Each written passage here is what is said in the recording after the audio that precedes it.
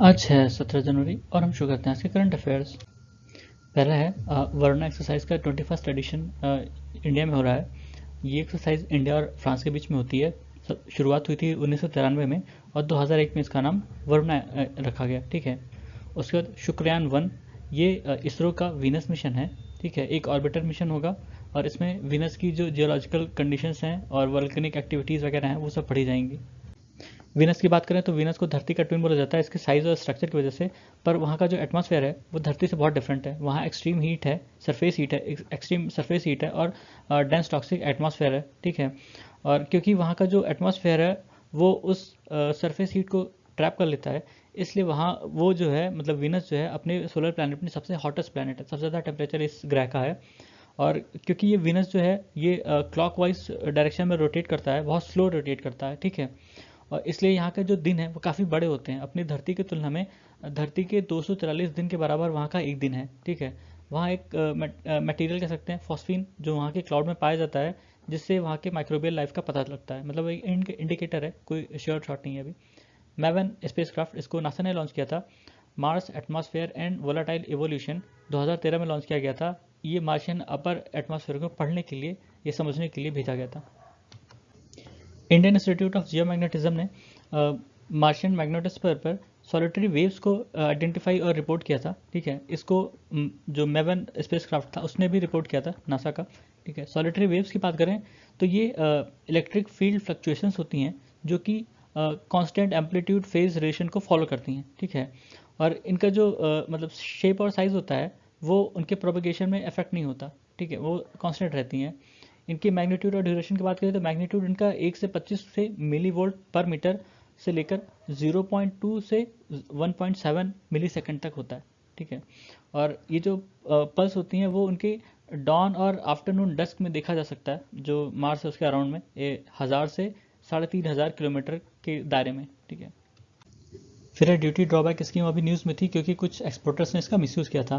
Duty drawback scheme में जो exporters होते हैं वो जो भी सामान इंपोर्ट किए होते हैं उसका वो अगर कोई इस्तेमाल करना चाहते हैं और एक्सपोर्ट करना चाहते हैं, ठीक है, उसके प्रोसेस करके, तो उनकी जो कस्टम ड्यूटीज़ होती हैं जो इंपोर्ट करने पर लगी हैं उस वो रिफ़ंड हो जाती है उन्हें। ठीक है, कुछ ने क्या किया कि बिना एक्सपोर्ट किए ही ये रिफ़ंड लिया है।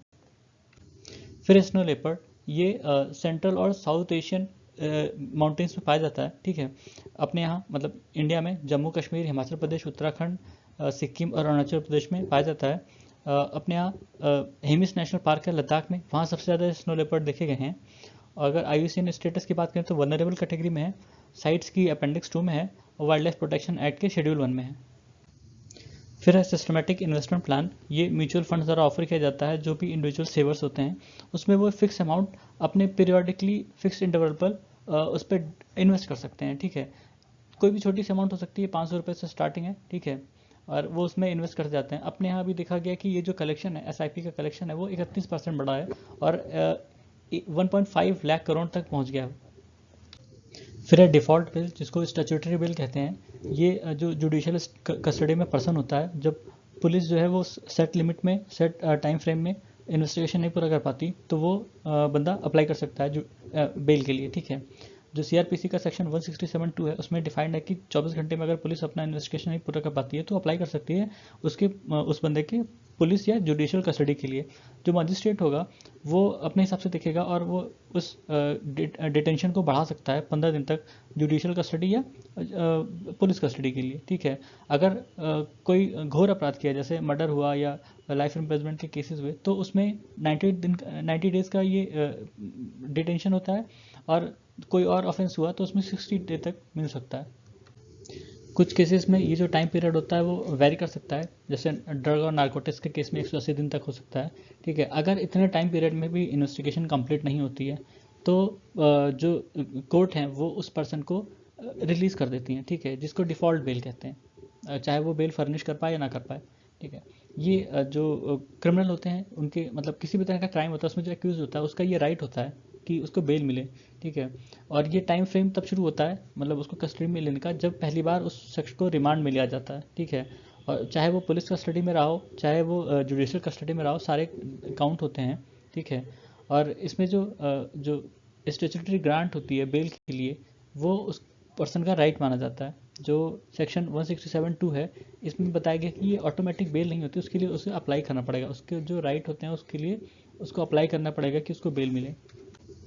फिर है ब्लैक बॉक्स या फ्लाइट रिकॉर्डर। इसका नाम ब्लैक बॉक्स है पर ये इंटरनेशनल ऑरेंज कलर का होता है। ये फ्लाइट की कंडीशन और उसके परफॉर्मेंस को रिकॉर्ड करता है, ठीक है। इसमें दो चीज़ें होती हैं, एक कॉकपिट वॉइस रिकॉर्डर और दूसरा फ्लाइट डाटा रिकॉर्डर। फिर कुछ रिसर्चर्स ने लिडार टेक्नोलॉजी का इस्तेमाल करके ग्वाटेमाला में सर्वे किया और मायन सिविलाइजेशन के बारे में जानकारी प्राप्त की। मायन सिविलाइजेशन की बात करें तो ये मीज़ो अमेरिकन सिविलाइजेशन है, जो मैक्सिको का युकातान पेनिनसुला है, वहाँ पे ओरिजिनेट हुआ था 2600 बीसी में और प्रोमिनेंस में आया था 250 एडी के आसपास, ठीक है। मैक्सिको के साउदर्न में, ग्वाटेमाला में, नॉर्दर्न बेलीज और वेस्टर्न होंडुरास में इसका प्रेजेंस था, ठीक है। और ये इन्होंने कई अलग अलग क्षेत्रों में काफ़ी डेवलपमेंट की थी, एस्ट्रोनॉमी में, कैलेंड्रिकल सिस्टम में और राइटिंग वगैरह में। इन्होंने टेम्पल पिरामिड बनाए थे, प्लेसेस बनाई थी, ऑब्जर्वेटरीज बनाई थी। ये स्किल्ड फार्मर थे और इन्होंने रेन फॉरेस्ट क्लियर किया था फार्मिंग के लिए। और जहाँ पर वाटर की समस्या थी, वहाँ इन्होंने ग्राउंड वाटर या वाटर की समस्या थी, इन्होंने स्टोरेज बनाकर रेन वाटर को स्टोर किया था, ठीक है। और ये मतलब वीवर भी थे, पॉटर भी थे और इन्होंने जंगल वगैरह क्लियर करके वहाँ से रूट भी बनाए, ठीक है। इन्होंने पेपर बनाया था जो बार्क और जो वाइल्ड फिग ट्रीज होती है उसके बार्क का इस्तेमाल करके, और उस पर अपने जो लिखावट की थी उसको कोडिक्स कहते हैं, ठीक है। और इनकी जो सोसाइटी थी नॉर्मली रूरल फार्मिंग सोसाइटी थी, ठीक है। अर्बन सिटीज़ में सेरेमोनियल सेंटर्स जहाँ होते थे उसके आसपास इनका शहर बसता था। और 900 एडी के आसपास इनकी जो सोसाइटी या सिविलाइजेशन है उसका डिक्लाइन शुरू हो गया था। पर ये कभी डिसअपियर नहीं हुए पूरी तरह से, ना ही पहले की एरा में, ना ही जब स्पेनिश कॉन्क्वेस्ट हुआ था इनका, तो भी ये डिसअपियर नहीं हुए। ये एसिमिलेट कर गए, जो चीज़ें आई ये उसको अडॉप्ट करते गए, ठीक है। फिर है युकातान पेनिनसुला। ये मैक्सिको का साउथ ईस्टर्न प्रोजेक्शन है अटलांटिक ओशन में, और ये गल्फ ऑफ मैक्सिको को कैरिबियन सी से सेपरेट करता है। मीजो अमेरिका की बात करें तो ये जोग्राफिकल और कल्चरल एरिया है जो सेंट्रल मैक्सिको से लेकर सेंट्रल अमेरिका तक गया है, और इसमें ग्वाटेमाला, बेलीज, होंडुरास, एल साल्वाडोर वगैरह आते हैं। लिडार टेक्नोलॉजी की बात करें तो लिडार मतलब light detection and ranging technology. ये रिमोट सेंसिंग टेक्नोलॉजी है या मेथड है जिसमें मतलब लाइट को पल्स लेज़र फॉर्म में यूज़ किया जाता है और वो रेंज को मेजर किया जाता है। मतलब रेंज मतलब होता है वेरिएबल डिस्टेंस, ठीक है। अर्थ के अंदर जो वेरिएबल डिस्टेंस है, कोई भी चीज़ उनको ऑब्जर्व करनी होती है, मेजर करनी होती है, लिडार का इस्तेमाल किया जाता है उसके लिए। फिर रशिया का योकोत्स्क शहर। ये यहाँ पर -50 डिग्री सेल्सियस टेम्परेचर है। धरती पर सबसे कोल्डेस्ट प्लेस माना जाता है, ये साइबेरिया में है, ठीक है। योकोत्स्क शहर की बात करें तो ये मॉस्को से 5000 किलोमीटर दूर है और ये परमाफ्रोस्ट रीजन में आता है, जो रशिया का फार ईस्ट माना जाता है, ठीक है। साखा रिपब्लिक की कैपिटल है ये योकोत्स्क, और ये जो आर्कटिक सर्किल है उससे 450 किलोमीटर साउथ में है, ठीक है। और यहाँ पे -40 डिग्री टेम्परेचर आम बात है, ठीक है।